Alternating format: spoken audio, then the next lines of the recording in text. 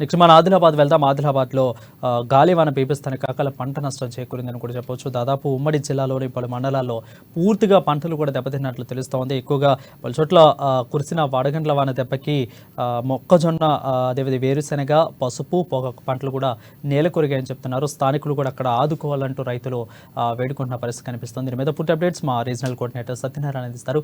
సత్యనారాయణ, చెప్పండి, ఎంతవరకు పంట నష్టము జరిగిందని అధికారులు అంచనా వేస్తున్నారు ఇప్పుడు? Varun, good evening. అయితే గత 2 రోజులుగా అంటే నిన్న ఈ రోజు కురిసినటువంటి ఒక ఈదురుగాలులు, అలాగే తేలికపాటి వర్షము, కొన్ని చోట్ల భారీ వర్షము, మరికొన్ని చోట్ల మోస్తరు జల్లుల కారణంగా అయితే ఆదిలాబాద్ జిల్లాలోని కొన్ని ప్రాంతాల్లో అయితే తీవ్రంగా పంటలకు నష్టం అయితే జరిగింది. ఆ ఉమ్మడి ఆదిలాబాద్ జిల్లాలోని అనేక ప్రాంతాల్లో కూడా ఇదే రకమైనటువంటి పరిస్థితి నెలకొంది. అయితే మరికొద్ది రోజుల్లో పంట చేతికొస్తుంది, ఆ తర్వాత తమ కష్టాలు తీరుతాయి, మంచి దిగుబడి వస్తుంది, ఆ తర్వాత చేసిన అప్పులన్నీ కూడా తీరిపోతాయనేటువంటి ఒక ఆశలో ఉన్నటువంటి ఒక రైతులకు ఈ యొక్క వడగండ్ల వాన, ఆ తర్వాత ఈదురు గాలుడు తీవ్ర నిరాశను మిగిల్చినట్టుగా మనం చెప్పుకోవచ్చు.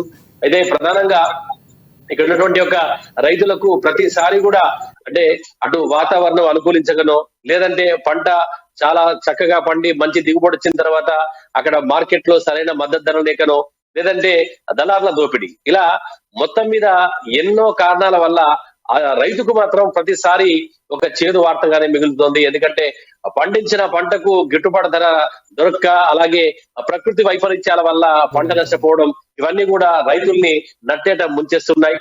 అయితే ఇవాళ కురిసినటువంటి ఉదయం కురిసినటువంటి నిన్న రాత్రి కురిసినటువంటి సాయంత్రం కురిసిన ఈ యొక్క అకాల వర్షానికి మాత్రం తలమడుగు మండలం, తాంసీ, తర్వాత భీంపూర్, తర్వాత ఇటు నేరడిగుండ, ఇచ్చోడ, ఆ తర్వాత గుడిహత్నూర్, ఈ సునాల మండలాల్లో అయితే భారీగా పంట నష్టం జరిగింది. అయితే అధికారులు సర్వేలు చేసి తమను ఆదుకోవాలి, ఆ పంట నష్టపోయిన తమను పూర్తిగా ప్రభుత్వం ఆదుకోవాలని చెప్పేసి అన్నదాతలు అయితే ప్రభుత్వాన్ని కోరుతున్నారు. దాదాపుగా ఈ 4 మండలాల్లో కలిపి దాదాపు 1200 ఎకరాల్లో మేర పంట నష్టం జరిగినట్టుగా తెలుస్తోంది. అయితే సర్వే మాత్రం ఇంకా పూర్తి కాలేదు. ఆ సర్వే పనుల్లో అధికారులు స్థానిక ప్రజా ప్రతినిధులు వీళ్ళందరూ కూడా స్థానికంగా ఉన్నటువంటి పంటలు ఏ రకంగా నష్టపోయాయి, ఎన్ని ఎకరాల్లో పంట నష్టం జరిగింది, ఏ పంటలు ఎక్కువ దెబ్బతిన్నాయనేటువంటి అంచనాలు అయితే వేసేటటువంటి పనుల్లో వాళ్ళందరూ నిమగ్నం అయ్యారు. అయితే మనకు రేపటి వరకు కనుక ఈ ఓవరాల్ గా ఈ అకాల వర్షంతో కూడినటువంటి అకాల వర్షాల వల్ల ఎంత మేర పంట నష్టం జరిగింది అనేటువంటిది ఒక అంచనాకు వచ్చే అవకాశం ఉంది. అయితే సాధారణంగా ఇక్కడ ఎక్కువగా రైతులు ఇప్పుడు సాధారణంగా ఈ సీజన్ లో అంటే ఈ యాసంగిలో మొక్కజొన్న, జొన్న, పొగాకు, కొన్ని చోట్ల వేరుశనగ, మరికొన్ని చోట్ల నువ్వు పంటలు ఎక్కువగా పండిస్తారు.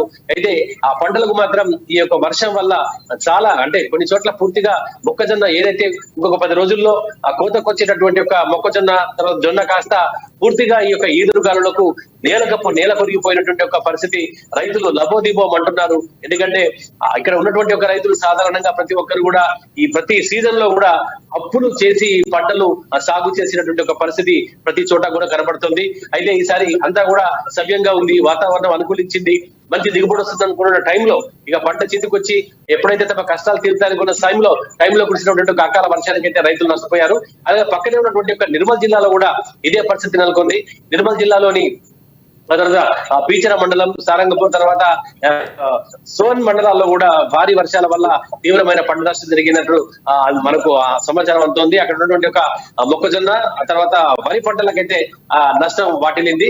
అయితే ఓవరాల్ గా చూస్తే ఈ యొక్క వడగళ్ల వాన వల్ల, అలాగే ఈదురు గాలులు అంటే వర్షానికి తోడు ఏదైతే ఉపరితల ఆవర్తన ద్రోణి కారణంగా ఈ యొక్క అకాల వర్షాలు కురుస్తున్నట్టుగా మనకు వాతావరణ శాస్త్రవేత్తలు చెప్తున్నారు. అయితే గత 4 రోజుల క్రితమే ఒక వాతావరణ కేంద్రం నుంచి అయితే మనకి ఈ యొక్క సమాచారం అందింది. 4 రోజుల్లో ఉమ్మడి ఆదిలాబాద్ జిల్లాలోని పలు ప్రాంతాల్లో వర్షం కురుస్తున్నట్టుగా కూడా అందింది. అప్పుడే రైతులు కూడా కొంత మేరకు అంటే ఏదైతే ధాన్యం కళ్ళల్లో ఉన్నటువంటి ధాన్యాన్ని, ఎండబెట్టిన ధాన్యాన్ని లోపల తీసుకొచ్చినా గానీ ఆ పంట చేలో ఉన్నటువంటి పంటను మాత్రం పూర్తిగా నష్టపోయినటువంటి పరిస్థితి. అయితే దీనిపై వ్యవసాయ అధికారులు అయితే మరొక విషయం సత్యనారాయణ అంటే ఇంకా 4 రోజులు కూడా ఖచ్చితంగా వానలు ఉంటేనట్లు కూడా వాతావరణ కేంద్రం తెలిపింది. సో నేపథ్యంలో ప్రభుత్వం కూడా ఎలాంటి చర్యలు తీసుకోబోతుంది ఈ 4 రోజులకు సంబంధించి? అదేవిధంగా ఇక సానుకూలంగానే పంట నష్టపోయిన దానికి కూడా సానుకూలంగానే ప్రభుత్వం స్పందిస్తుందా? ఖచ్చితంగా ఏదైతే వాతావరణ కేంద్రం ఇచ్చినటువంటి ఒక 4 రోజుల్లో ఆల్రెడీ నిన్న ఈ రోజు 2 రోజులు గడిచిపోయింది. మరో 2 రోజుల్లో కూడా ఇదే రకమైనటువంటి ఒక వాతావరణం ఉండబోతుందనేటువంటి ఒక సమాచారం అయితే ఎంత ఉంది. కానీ ఇప్పుడైతే చూస్తుంటే మాత్రం ఇది ఎప్పుడు వర్షం పడుతుంది, ఆ తర్వాత ఎప్పుడు ఎండ కొడుతున్నటువంటి ఒక పరిస్థితి తెలకుండా ఉంది. ఎందుకంటే ఉదయమే మధ్యాహ్నం చాలా జోరుగా వర్షం కురిసింది. ఆ తర్వాత వెంటనే తిరిగి ఎప్పట్లాగే తిరిగి ఉష్ణోగ్రత మాత్రం పెరిగిపోతుంది, ఎండలు కొడుతుంది. కాబట్టి వాతావరణం పూర్తిగా అంచనా వేయలేకపోతున్నారు. సో దీంతో రైతులు నష్టపడే పరిస్థితి. అంతేకాకుండా ఈ వర్షాల వల్ల ఇటు పంటతో పాటుగా ఇవాళే జైనత్ మండలంలోని గిమ్మ గ్రామంలో ఈ వర్షానికి ఏదైతే అకాలంగా కురిసినటువంటి ఒక వర్షానికి పైకప్పు అంటే పరీక్ష కేంద్రంలో 10వ తరగతి పరీక్ష కేంద్రంలో పరీక్ష రాసినటువంటి ఒక విద్యార్థిపై పైకప్పు ఊడిపడ్డటువంటి ఒక పరిస్థితి ఉంది అక్కడ. ఆ తర్వాత అటు విద్యార్థితో పాటు తర్వాత ప్రధానోపాధ్యాయులు కూడా స్వల్పంగా గాయాలైనట్టుగా మనకు సమాచారం అందుతుంది. అంటే ఏదైతే ఈ ఈదురుగాలులు ఆ తర్వాత ఉరుములు మెరుపులతో కూడినటువంటి ఒక ఈ వర్షానికి ఆ పైకప్పు కూలినట్టుగా మనకు స్థానికుల ద్వారా సమాచారం అందుతుంది. దాంతో అక్కడ స్థానికంగా ఉన్నటువంటి అంటే గిమ్మ గ్రామానికి చెందినటువంటి ఒక అక్షయ అనేటువంటి ఒక విద్యార్థి గాయపడ్డట్టుగా మనకు సమాచారం అందుతుంది. వారు